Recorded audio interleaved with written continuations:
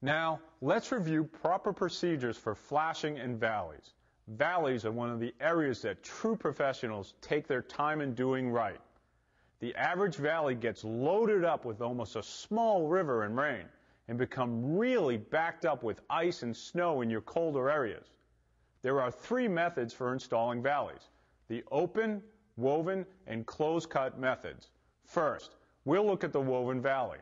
This is the weakest valley and should only be used with 3-tab shingles. This technique should not be used with GAF Elk laminated shingles because of their thickness. So we'll install a woven valley with 3-tab shingles. Remember, valleys are a prime leak area, so it's important to be extra careful. That's why we require the use of WeatherWatch or StormGuard self-adhering leak barriers in all valleys to qualify for the Golden Pledge limited warranty.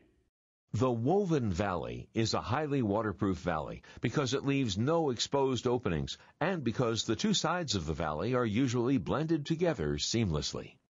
The first step is to install WeatherWatch or StormGuard leak barriers down the valley. Then lay deck armor, shingle mate, or leatherback deck protectors on the deck. Even if water does get blown in under the shingles, the leak barriers and deck protectors will provide an extra layer of protection. The woven valley shingles are applied simultaneously on both sides at the intersecting roof surfaces. Bring the first course along the eave up to and over the valley, with the last shingle extending a minimum of 12 inches onto the intersecting roof. Now, bring the first course on the intersecting roof along the eave and extend it 12 inches across the valley and over the previously applied shingles. Press the shingles into the valley and nail them in place. Make sure that you press the shingles far enough into the valley to prevent bridging.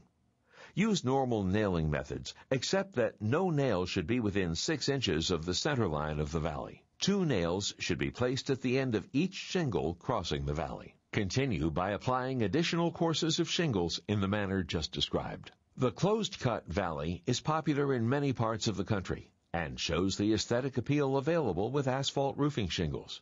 Now, how do you create this valley with laminate shingles? It's simple. First, lay WeatherWatch or StormGuard deck protector in the valley. Bring the first course of shingles along the eave and across the valley onto the roof plane that has the lower slope or lesser height. Starting on this side allows the largest volume of water to come over the cut and not into the cut. The first course is the only course that is woven with the intersecting roof surfaces. Now, apply shingles, assuring that you extend at least 12 inches past the intersecting roof. Don't make a joint in the valley.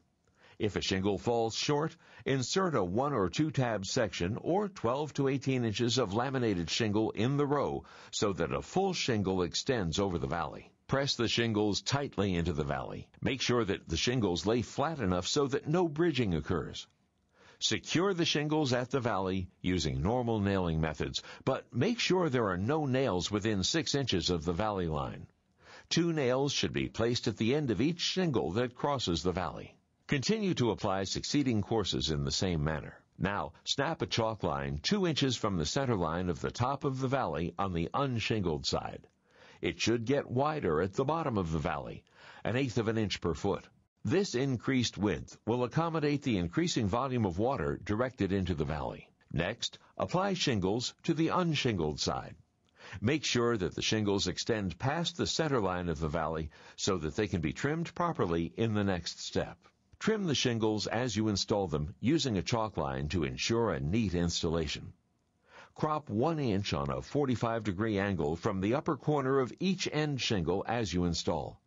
This will direct any water back into the valley. Finally, embed each end shingle in a strip of asphalt plastic roofing cement 3 inches wide. For more details on specialized valleys like the California Valley, see the GAF Elk website. The open valley is next. Begin by applying corrosion-resistant metal over the WeatherWatch or StormGuard in the valley. As in the earlier valleys, redundancy is built in to protect this vulnerable area of the roof. Do not nail the metal to the roof. Metal needs to have space to move. Use either metal clips or use the roofing nail head and clip the metal in place by placing the nail head at the metal's edges. Snap chalk lines on either side of the valley center line with the ends 6 inches apart at the ridge and widening 1/8 of an inch per foot as the lines approach the eaves. Cement the flashing at the edges with asphalt adhesive. Then install the shingles. Trim the shingles at the valley and make sure to crop the upper corners to help direct water back into the valley during heavy rainfall. Finish by applying asphalt cement under the shingles at the valley. An open California valley, where a row of shingles is placed parallel up both sides of the open valley, is accepted only on Timberline Series shingle installations, but it is not a preferred valley construction. A closed-cut California valley can be used only on Timberline Series shingle installations. This is where a row of shingles is placed up one side of the closed-cut valley. California valleys must only be used on roofs with slopes greater than 4 in 12. See www.gaf.com for details. Closed-cut valleys can be used with any GAF Elk Timberline Series laminated shingles on Golden Pledge installations with slopes greater than 4 in 12. Open California valleys are not acceptable on Golden Pledge installations.